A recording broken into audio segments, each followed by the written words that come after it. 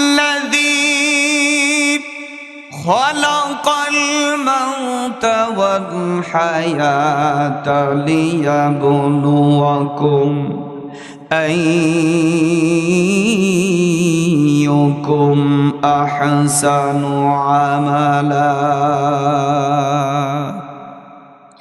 আল্লাহ বলেন, দুনিয়ার মানুষ, তোমার আসা যাওয়ার মাঝে ছোট্ট একটা সময় দিয়ে আমি আল্লাহ তোমাকে এই জগতের মধ্যে দিলাম। এই জন্য দিলাম তুমি কি করো, আইয়ুকুম আহসানু আমালা, কি আমল তুমি করো। তুমি যে চলে আসতেছ এই জগৎ ছেড়ে পরবর্তী জগতে যে তুমি পদার্পণ করার জন্য রাস্তার মধ্যে উঠে গেছ, চুল পেকে গেছে, তোমার দাড়ি পেকে গেছে, দাঁতগুলো নড়বড়ে হয়ে গেছে, চোখে আর যা দেখতে চাও তোমার চোখের মধ্যে তা পড়ে না। এমন সময় মানুষের আসে না? আসে না? প্রতিটি মানুষের জীবনে একটা সময় অপেক্ষা করতেছে, যেই সময় তার হাত কথা শুনবে না, পাও কথা শুনবে না, জবান কথা শুনবে না, চোখ কথা শুনবে না। চোখ দিয়ে দেখবে একটা, হবে আর একটা, জবান দিয়ে বলবে একটা, বলতে চাইবে একটা, বের হয়ে যাবে একটা, হাত দিয়া করতে চাবে একটা, হয়ে যাবে একটা। এমন জীবন আমাদের সামনে আসবে কি আসবে না? প্রতিটি মানুষের জন্য এমন সময় সামনে অপেক্ষা। মুসলমান ভাইরা রে আমার, যুবক ভাইরা রে আমার, আল্লাহ কোরআন শরীফের ভিতরে সেই কথাটাই বলছেন, তোমার আসা যাওয়ার মাঝখানে আমি আল্লাহ ছোট্ট একটা সময় দিলাম দেখার জন্য। আইয়ুকুম আহসানু আমালা, তুমি কি আমল করো, কি পুণ্য করে। আমি আল্লাহর কাঠ গড়ায় ধরা দাও, আমি আল্লাহর কাঠ গড়ায় ধরা দাও। ভালো আমল নিয়ে যদি কবর জগতের মধ্যে আসতে পারো, নেক আমল নিয়ে যদি আমি আল্লাহর কাছে আসতে পারো, আমি আল্লাহ তোমার জন্য জান্নাতুল ফেরদাউস বরাদ্দ করে রেখেছি। কোন সুবহানাল্লাহ? আরো জোরে বলুন সুবহানাল্লাহ।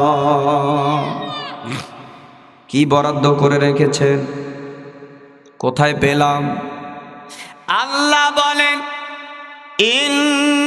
ইন্নাল্লাযীনা আমানু ওয়া আমিলুস সালিহাত কানাত লাহুম জান্নাতুল ফিরদাউসি নুজুলা। বলুন আল্লাহু আকবার। আল্লাহ বলেন, দুনিয়ার মানুষ, এই আয়াতের ভিতরে আল্লাহ কসম করেছেন। কি করেছেন? কসম করে ডাক দিয়া বলেছেন, দুনিয়ার মানুষ, তুমি যদি সৎ কর্ম করতে পারো, কি কাজ করতে পারো, সৎকর্ম যদি করতে পারো, ভালো কাজ যদি করতে পারো, আমি আল্লাহ তোমার জন্য একটা পুরস্কার রেখে দিয়েছি। পুরস্কারটার নাম হলো জান্নাতুল ফেরদাউস। পুরস্কারটার নাম কি? জান্নাতুল ফেরদাউসে যাওয়ার আশা আছে না নাই? এই জান্নাতটা কেমন জান্নাত? আল্লাহ কোরআন শরীফের ভিতরে সে কথাটাও বলছি, লাহুম জান্নাতিন তাজরি মিন তাহতিহাল আনহার। আল্লাহ বলছেন জান্নাতটা এমন হবে, জান্নাতের পদদেশে প্রবাহিত নদী আমি আল্লাহ তোমাদের জন্য দেব। কোন সুবহানাল্লাহ। তাফসীর কারকগণ তাফসীর করতে গিয়ে বলছেন, জান্নাতের তলদেশে প্রবাহিত যে নদী থাকবে, এ নদীটা কমপক্ষে 4টা নদী থাকবে। কয়টা? আরো জোরে, জোরসে বলুন, মুখ খুলে বলুন। 4টা নদী থাকবে জান্নাতের তলদেশে, 4টা নদী থাকবে। আল্লাহ বলছেন, প্রথম নাম্বার হলো তোমাদের জন্য আমি মধুর নহর দিব। কিসের নহর? মধুর নহর আমাদের জন্য দেয়া হবে। আল্লাহ দুনিয়ার মধ্যেও আমাদের ভালো রাখার জন্য সুস্থ রাখার জন্য এই জান্নাতের নিয়ামতটা আমাদের দুনিয়ার মধ্যেও দিছে না, দেয় নাই? আমরা মানুষরা যদি একটু ভেজাল দেই, চিনি দিয়ে মধু বানাই, কিন্তু আল্লাহ প্রকৃতপক্ষে যেই মধুটা আমাদের জন্য দিয়েছেন সেটা মানুষের জন্য কি ঔষধ? কি ঔষধ?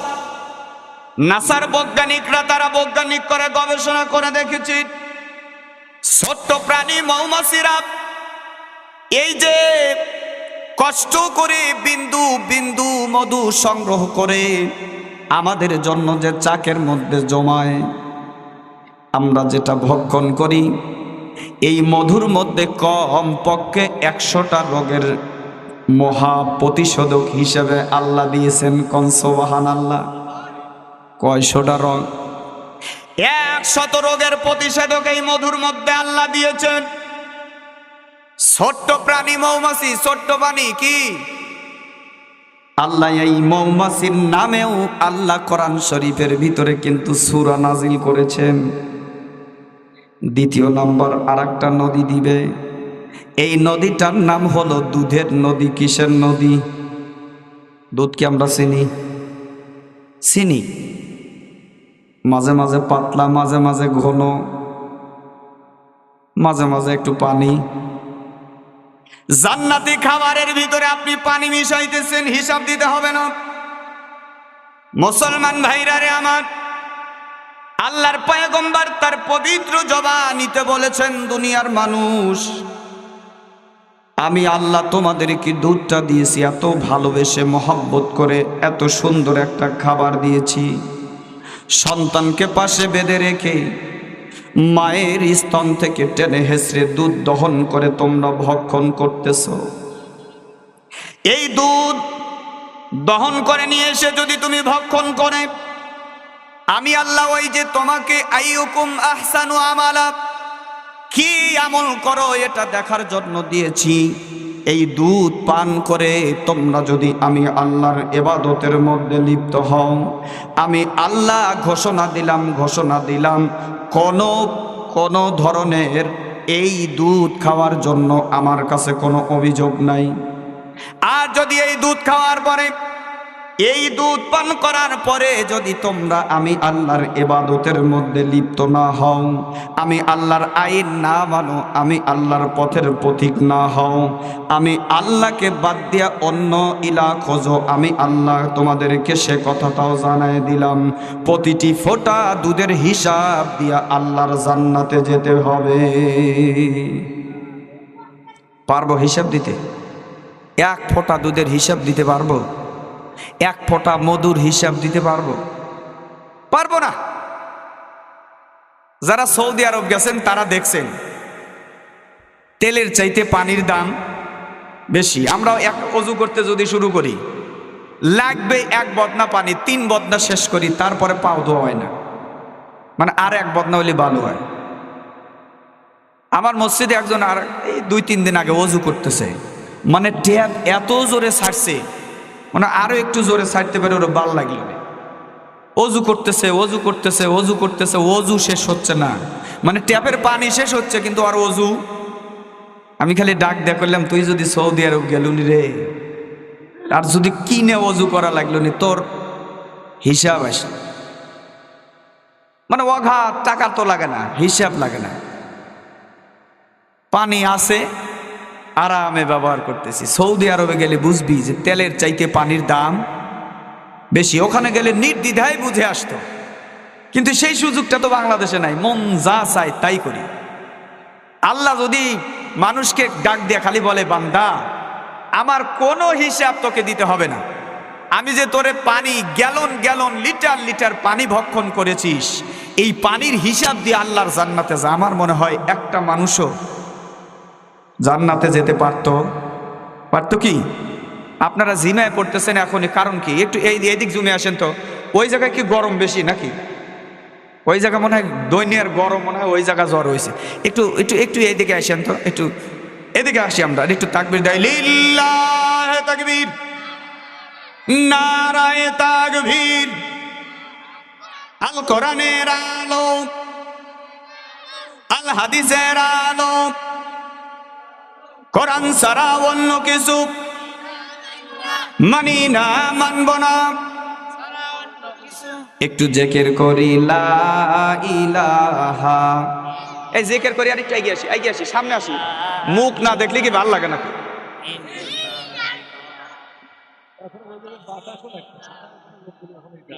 ওই জায়গায় স্বাদ বেশি।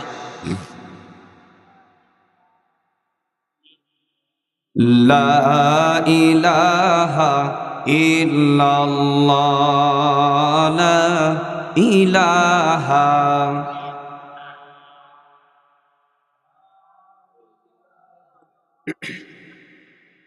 লা ইলাহা ইল্লাল্লাহ মুহাম্মাদুর রাসূলুল্লাহ। সকলেই বলি সাল্লাল্লাহু সাল্লাল্লাহু। ছোট্ট একখানা আয়াতে কারিমা আমি আপনাদের সামনে তেলাওয়াত করেছি। আল্লাহ বলেছেন, ইয়া আইয়ুহাল্লাযীনা আমানুত্তাকুল্লাহ কুনু মা'আস সাদিকিন। হে ঈমানদারগণ, আল্লাহ দুইটা কথা বলেছেন এই আয়াতের মধ্যে। কয়টা কথা? প্রথম নাম্বার বলেছে, ও ঈমানদার, তোমরা আল্লাহকে ভয় করার মতো ভয় করো। ভয় করলে লাভ কি? আল্লাহ কোরআন শরীফের ভিতরে বলছেন, ওয়া আম্মা মান খাফা মাকামা রাব্বিহি ওয়া নাহান নাফসা আনিল হাওয়া ফাইন্নাল জান্নাতা হিয়াল মাওয়া। বলুন আল্লাহু আকবার। ঈমানদারদেরকে আল্লাহ ভয় করার কথা কেন বললেন? আল্লাহ এই আয়াতের ভিতরে ডাক দেয়া বলছেন, দুনিয়ার মানুষ, আমি আল্লাহর ভয় যদি তোমার অন্তরের মধ্যে থাকে, কোথায় থাকে? আমার ভয় যদি তোমার অন্তরের মধ্যে থাকে, আল্লাহকে যদি ভয় করতে পারো, আল্লাহকে যদি ভয় করে কাজ করার সময় তুমি যদি মনে করো দুনিয়ার কোনো মানুষ আমার কর্ম না দেখলেও একমাত্র আমার আল্লাহ আমাকে পর্যবেক্ষণ করতেছে, আমার সকল কর্মগুলো দেখতেছে, আমি যেখানে যে অবস্থায় যা করতেছি সব দেখে, এই কথাটা যদি একটা বার আমার অন্তরের মধ্যে ভয় রাখতে পারি, আল্লাহ বলে ফাইন্নাল জান্নাতা হিয়াল মাওয়া। আমি আল্লাহ তোমার জন্য জান্নাতের মধ্যে একটা জায়গা বরাদ্দ করে দিব। কোন সুবহানাল্লাহ। আরো জোরে বলুন সুবহানাল্লাহ। আল্লাহর ভয় অন্তরে থাকার দরকার আছে না নাই? তাইলে আল্লাহ বলল, ঈমানদাররা তোমরা আল্লাহকে ভয় করার মতো ভয় করো। আর দ্বিতীয় নাম্বার হলো কুনু মা'আস সাদিকিন। সত্যবাদী ভালো মানুষের সাথে মেশো। কাদের সাথে মেশবো? ভালো মানুষের সঙ্গে মেশবো। কারণ কি? আল্লাহ বলছেন, 4 শ্রেণীর মানুষের পর আমি খুশি। কয় শ্রেণীর মানুষ? 4 শ্রেণীর মানুষের উপরে আমি খুশি। আল্লাহ সূরা নিসার 69 নাম্বার আয়াতে ডাক দিয়া বলতেছেন, মিনান নাবিয়িনা ওয়াস সিদ্দিকিনা ওয়াশ শুহাদাই ওয়াস সালিহিন। আল্লাহু আকবার। আল্লাহ বলেন 4 শ্রেণীর খুশি, ওদের জন্য জান্নাতের সিট বরাদ্দ করে দিয়েছি। ওরা শুধু দুনিয়া থেকে বিদায় নিয়ে পার হয়ে যাবে, আল্লাহর জান্নাতের যে দরজা দিয়ে খুশি প্রবেশ করবে। কোন সুবহানাল্লাহ। 4 শ্রেণীর মানুষ কারা? 1 নাম্বার হলো নবীগণ। কারা? 1 নাম্বার হলো নবীগণ। আরো জোরে কারা? নবীগণ। যদি আমরা নবীদের সাথে মেশার সুযোগ আমাদের হয়নি, আমরা নবীদের সাথে মিশতেও পারি নাই, তাদের মতো হতেও পারবো। অনেকে মনে মনে চিন্তা করছে নবীরা তো এমনি জান্নাতি। না না, আল্লাহ প্রতিটি নবীকে পর্যাপ্ত পরিমাণে পরীক্ষা নিরীক্ষা করে তারপরে আল্লাহর জান্নাতের ব্যবস্থা করেছেন। প্রতিটি নবীকে পরীক্ষা করেছি। এক্সাম্পল স্বরূপ একটা কথা বলি, আরো ভালো বুঝতে পারবেন। আইয়ুব আলাইহিস সালাতু ওয়াস সালাম একজন নবী, নাম শুনেছেন? আইয়ুব আলাইহিস সালাতু ওয়াস সালামের পুরা শরীর একদম ঘা হয়েছিল, মনে আছে আপনাদের? শুনছেন না? পর্যাপ্ত পরিমাণে দেহের মধ্যে ঘা, এত ঘা হইছে, এত ঘা হইছে, সেই ঘায়ের গন্ধে প্রচুর পরিমাণে কীট পতঙ্গ পোকা শরীরের মধ্যে ধরে গেল। পোকা শুধু খায়, খাইতে খাইতে বেহুশ হয়ে আবার দেহের থেকে নেমে নিচের দিকে যাওয়া শুরু করে। আল্লাহর পয়গম্বর, আল্লাহর বন্ধু, আল্লাহর দোস্ত আইয়ুব আলাইহিস সালাতু ওয়াস সালাম এই পোকাগুলো হাতের মধ্যে করে ডাক দিয়া বলে, পোকা আমার দেহের থেকে কেন চলে যাচ্ছ তোমরা? আমার দেহের থেকে কেন নেমে যাচ্ছ? আমার দেহের গোশত আল্লাহ তো তোমাদের রিজিক হিসাবে দিয়েছেন, খাদ্য হিসাবে দিয়েছেন। এখনো তো আমার দেহের ভিতরে প্রচুর পরিমাণে গোশত আছে, এখনো তো প্রচুর গোশত, এখনো অনেক গোশত বিদ্যমান। এখন তোমরা এই গোশত রেখে আমার দেহ থেকে কেন নেমে যাচ্ছ? পোকাগুলো উঠাইয়া আবার দেহের মধ্যে, শরীরের মধ্যে লাগাইয়া দেয় আর ডাক দিয়ে বলে, পোকারে আস্তি পূর্ণ করে খা। আমার আল্লাহ আমার দেহের গোশত তোদের জন্য খাবার বানাইছে। একটা বারের জন্য আমি আহ শব্দ করব না, একটা বারের জন্য কোনো অভিযোগ নাই, তোরা নির্দ্বিধায় খেয়ে যা। কোন সুবহানাল্লাহ। কিন্তু কথাটা এই জন্য বললাম, কোন একদিন ফজরের নামাজের সময়, সুবে সাদেকের সময় আল্লাহর পয়গম্বর আইয়ুব আলাইহিস সালাতু ওয়াস সালাম লক্ষ্য করে দেখলেন তার জিহ্বার মধ্যে একটা পোকা হঠাৎ করে কুট্টুস করে কামড় দিয়ে দিল। কামড় দেওয়ার পরে আল্লাহর পয়গম্বর আইয়ুব সেজদার মধ্যে পড়ে পড়ে কান্না করে আর ডাক দিয়ে বলে, আল্লাহ তামাম দেহের গোশতগুলো পোকা টুকরে টুকরে খাইলো, কোনো অভিযোগ করি নাই জীবনে, শব্দ উচ্চারণ করি নাই। আল্লাহ জীবনে তোমাকে বলি নাই কেন আমার দেহের ভিতরে পোকা দিলা, পোকা কেন আমার গোশতগুলো খাইতেছে, একটা বার অভিযোগ করি নেই, একটা বার বলি নেই গো আল্লাহ। তবে আজকে আমার জিহ্বার মধ্যে পোকায় কামড় দিছে, আমার জিহ্বাটা তুমি ভালো রাখো, পোকা লাগাইও না আল্লাহ। আল্লাহ ডাক দিয়া বলছিল, আইয়ুব তামাম দেহ শেষ হয়ে গেল, সমস্ত শরীরের গোশতগুলো পোকা খেয়ে খেয়ে একদম শেষ করে দিল, কঙ্কাল করে দিল। কোনোদিন অভিযোগ করলা না, কোনোদিন আমি আল্লাহর কাছে কান্না করলা না, ডাক দিয়া বললা না আল্লাহ আমার কষ্ট হয়। কিন্তু আজকে কি হলো, তোমার জিহ্বার ভিতরে একটা পোকা কামড় দেওয়ার কারণে তুমি এমন করে কান্না কেন করতেছো? কেন এমন করে কান্না করতেছো জানতে পারি কি? আল্লাহর পয়গম্বর আইয়ুব কান্না করে আর ডাক দিয়ে বলে, আল্লাহ আমার জিহ্বাটা আমি ভালো রাখতে চাই। আল্লাহ বলে, কেন ভালো রাখতে চাও?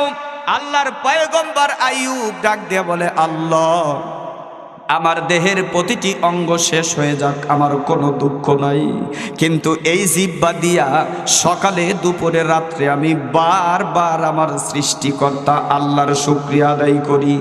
এই জিহ্বা দিয়া আমি আল্লাহর জিকির সর্বসময় করি। আমার এই জিহ্বা দিয়া আমি আমার আল্লাহকে ডাক দেই। আমার জিহ্বাটা যদি পোকায় শেষ করে দেয়, আমার জিহ্বাটা যদি পোকায় খায়, আমি কোন জিহ্বা দিয়া আমার আল্লাহ আমার মালিককে ডাক দিব? কোন সুবহানাল্লাহ। আরো জোরে বলুন সুবহানাল্লাহ। আমার সাথে একটু পড়েন, আমার জীবন আমার মরণ আমার জিন্দেগি,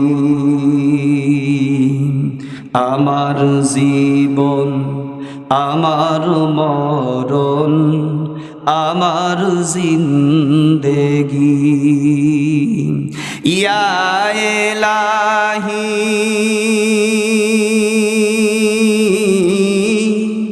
ইয়া ইলাহি কবুল কর আমার বন্দেগি,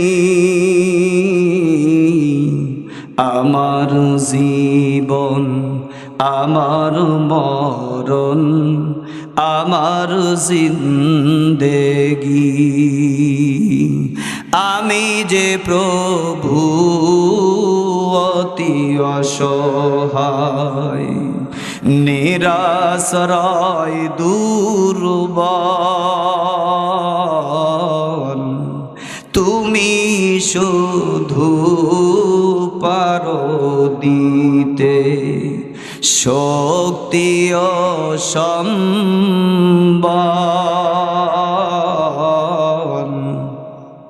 তাই দয়াময় করো আমায়, দিনের অনুরাগী, আমার জীবন আমার মরণ আমার জিন্দেগি লিল্লাহ তাকবীর, নারায়ে তাকবীর। আল কোরআনের আলো, আল হাদিসের আলো, কোরআন ছাড়া অন্য কিছু লিল্লাহ তাকবীর। একটু জিকির করি লা ইলাহা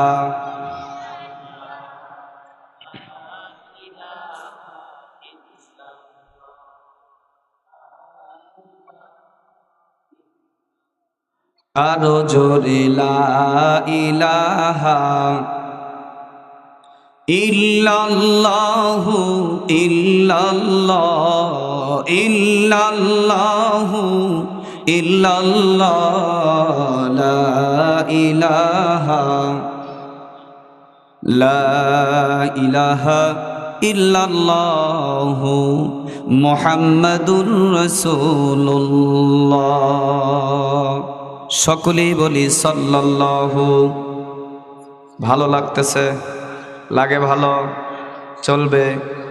চলবে আর একটু ইনশাআল্লাহ। তাহলে 4 শ্রেণীর লোকের উপরে আল্লাহ খুশি। কে খুশি? আল্লাহ খুশি হলে কি কোনো মেম্বার, চেয়ারম্যান, এমপি, মন্ত্রীর খুশি হওয়ার দরকার আছে? আল্লাহ যদি কারো হয়ে যায় সব তার। আল্লাহ যদি কারো হয়ে যায় তাহলে সব তার। তাহলে প্রথম নাম্বার হলো মিনান নাবিয়িনা, নবীদের উপরে, ওয়াসিদ্দিকিনা 2 নাম্বার হলো সত্যবাদীদের, যারা কি 100টা কথা কইলে 38টা সত্যি কথা কয় আর 72টা কি? এমন লোক মনে হয় নাই, তাই না? সত্যি কথা মিথ্যা কথা কর লোক তো পাওয়াই যায় না, নাকি? সত্য কথা সকল। আল্লাহ নবীকে একজন সাহাবী জিজ্ঞেস করতেছে, হুজুর কেবল নতুন মুসলমান হচ্ছি, গভীর ইমান তো হয় নাই, ছোট্ট একটা আমল শিখিয়ে দেন, যেই আমল করলে আমি আল্লাহ পাওয়ার জন্য আমার রাস্তাটা সহজ হয়ে যায়, ছোট্ট একটা আমল শিখিয়ে দেন। কেবল ইমানদার হয়েছি তো, নতুন নতুন ইমান গ্রহণ করছি, এখনই যদি ভারী আমল চাপায়া দেন আমি করতে পারবো না, ছোট্ট একটা আমল দেন। আল্লাহর পয়গম্বর ডাক দিয়ে বললেন, সাহাবী ছোট্ট একটা আমল করবা, আমলটার নাম হলো আজকের থেকে আর মিথ্যা কথা বলা যাবে। মিথ্যা কথা বলা আমলটা ছোট্ট একদম, তাই না? একদম ছোট না? সাহাবী চলে গেলেন। যাওয়ার পরে নামাজের সময় হয়েছে তো চিন্তা করছে কেবল নতুন নতুন ইমানদার হচ্ছি, থাকি আজকাল নামাজ না পড়লে হবে, রাসূল তো বলছে খালি মিথ্যা কথাটা কি বলো না। কিন্তু আবার চিন্তা করতেছি কি, রাসূল যাওয়ার সঙ্গে সঙ্গে তো জিজ্ঞেস করবি না নামাজ পড়ছো, আমি তো মিথ্যা কথা বলতে পারবো না, রাসূল না নিষেধ করছে মিথ্যা কথা বলা যাবে না। ওর নামাজ পড়া শুরু করছে, সুবহানাল্লাহ বলি। যেই কাজের দিকে যায় ওই কাজেই মনে মনে চিন্তা করে এইটা যদি করি রাসূল তো জিজ্ঞেস করবেন, আমি তো মিথ্যা কথা বলতে পারবো। দেখা গেল সকল পাপের মূল হলো কি? মিথ্যা কথা। মিথ্যা কথা যদি ছাইড়ে দিতে পারি, আমার মনে হয় আমার থেকে অন্যায় 75% দূরে থাকবে, 25% কাছে থাকবে আর 75% কি দূরে থাকবে। এই জন্য আল্লাহ বলছে সত্যবাদীদের উপরে আমি খুশি, আর যারা সত্যের উপরে প্রতিষ্ঠিত কাল তাদের জন্য জান্নাতের সিট আমি বরাদ্দ করে রাখছি, মরতেছে না তাই যাচ্ছে। 3য় নাম্বার হলো ওয়াসশুহাদা, শহীদগণ। কি? শহীদগণ ভাই ভাই মারামারি করে শহীদ হয়েছে, হেরা না। কিন্তু আবার প্রকৃত শহীদ কাদের বলে জানেন? মুরব্বীরা যারা আছেন তারা হয়তো বলতে পারবেন, আমরা জোয়ান মানুষরা শুনছি, বলতে পারবো না। 1992 সালে ওই যে আমাদের পার্শ্ববর্তী রাষ্ট্র ভারতের মধ্যে বাবরি মসজিদ ভেঙে দিছে না, মনে আছে? যারা মুরব্বী আছেন তারা বলবেন। 1992 সাল, কত সাল? 1992 সাল। ওই সময় এই মসজিদটা ভেঙে দিল।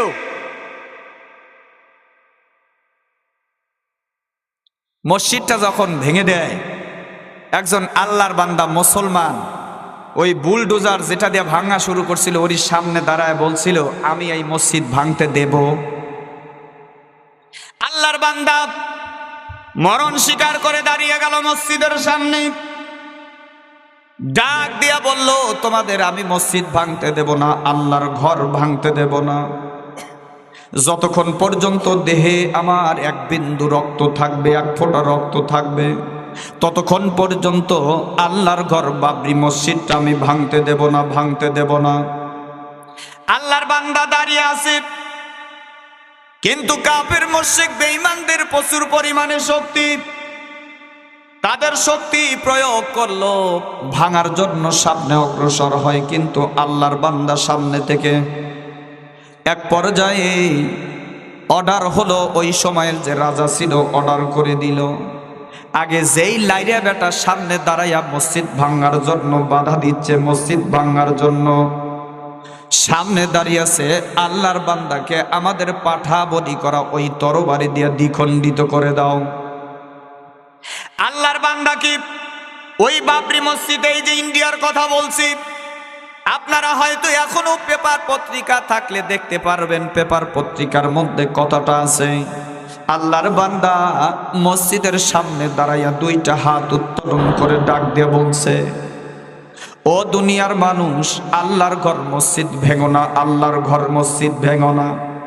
কারণ হাসরের ময়দানে যেদিন মানুষের মাথার আঘাত উপরে সূর্য চলে আসবে, জমিন পুরে তামা হয়ে যাবে, জমিন দিয়ে দাউ দাউ দাউ দাউ করে আগুন জ্বলতে থাকবে, ওই কঠিন মুহূর্তে, ওই কঠিন মুসিবতের সময় সব ধ্বংস হয়ে যাবে, সব ধ্বংস হয়ে যাবে।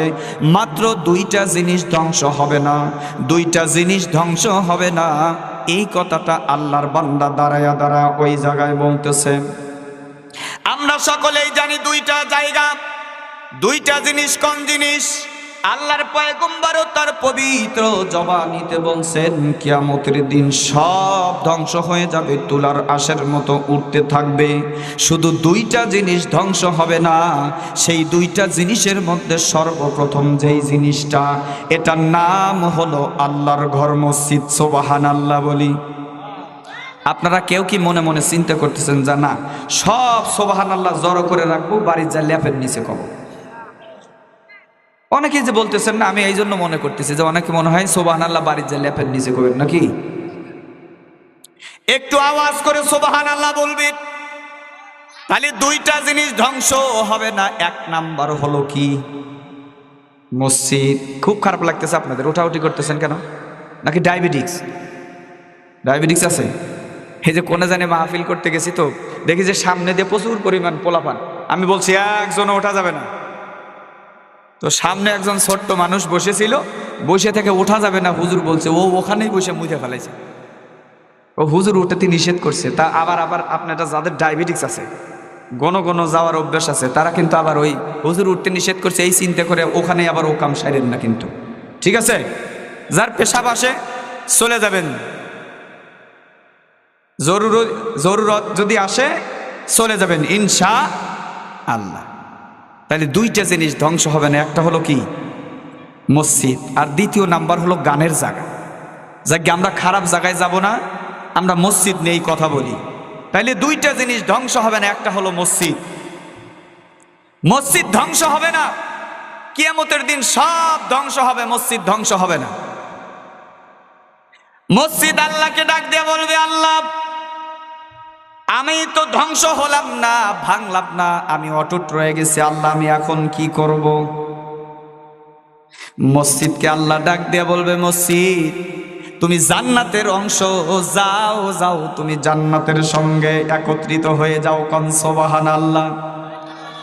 মসজিদ ডাক দিয়ে বলবে, আল্লাহ আমি একা একা যাব না, একা একা?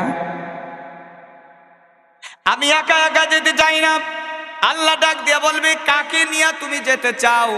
কয়, আমার সাথী সঙ্গীদের সঙ্গে করে নিয়ে আমি জান্নাতে যেতে চাই।